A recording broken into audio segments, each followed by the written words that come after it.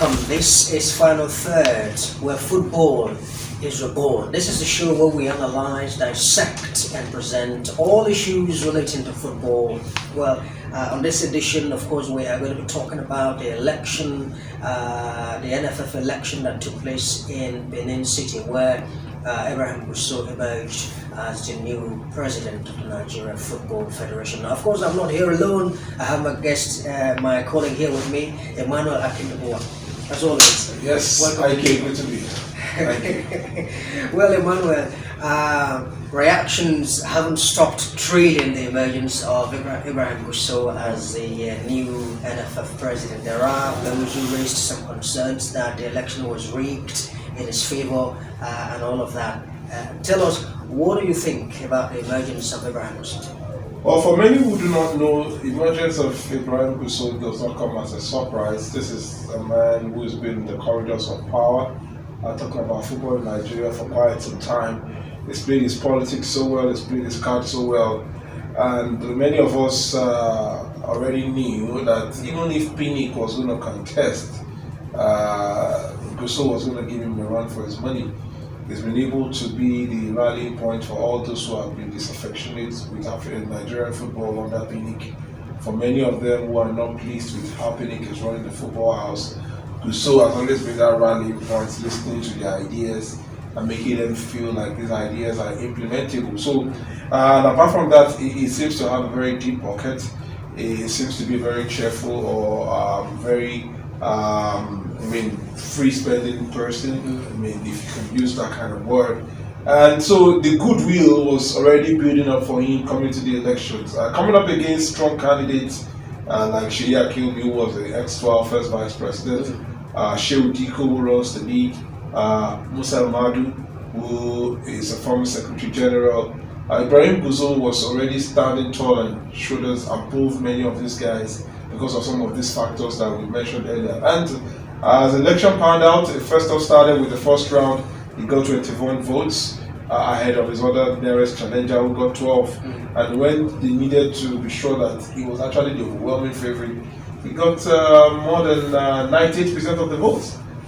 So it's a resounding victory, and it's one that speaks of somebody who a lot of people trust to take Nigerian football to the next level. All right. Now, as it is at the moment, what do you think are the tasks before Gusau at the moment in terms of moving Nigerian football forward from where Pinnick left off? Well, the task before Gusau is enormous.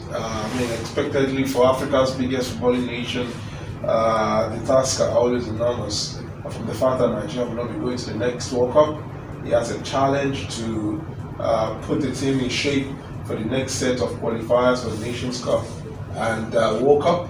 And Nigerians will not want to take the excuse of missing out from two major international tournaments back to back. He has a challenge of getting the Super Falcons back to becoming the dominant force they were before the last board.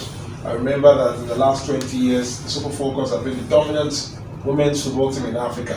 But in the last African Women's Cup of Nations played in Morocco, that dominance was fiercely challenged, and Nigeria couldn't live up to that expectation, ending up fourth. The only consolation was that Nigeria picked up a World Cup ticket eventually from that tournament. So he has a challenge to get the teams back in the place where they should be. The youth football teams are also there. League football in Nigeria is almost comatose. There's nothing to talk about the league apart from the fact that fixtures are being played week in, week out. There's no development indices. Matches are not shown on TV as expected. Illegalism is still order of the day. There's a lot of factors. There are a lot of issues in football. So it needs to come up and tell us that he has a plan for all these aspects. Of course, the aspect of underage teams are also there. The under 17 women's team are going to the next World Cup. The under 17 men's and under 20 men's team have Africa Cup of Nations next year ahead of the World Cup qualifier. So it's going to be a busy run. How Gusau and his board will prioritize and channel the available resources to them towards making out the best of all this remains to be seen. All right. In his agenda, he has mentioned that rejuvenating the the domestic league would take priority for him. That's not bad at all, is it? It's a good point to make. The league for every country is the mirror of your national team football. I mean, if you say your football is growing, the first thing you look at is your league. The league. In the last 10 years, no Nigerian team has made it to the final stages of the CAF club competitions. It talks so much about how porous our league is.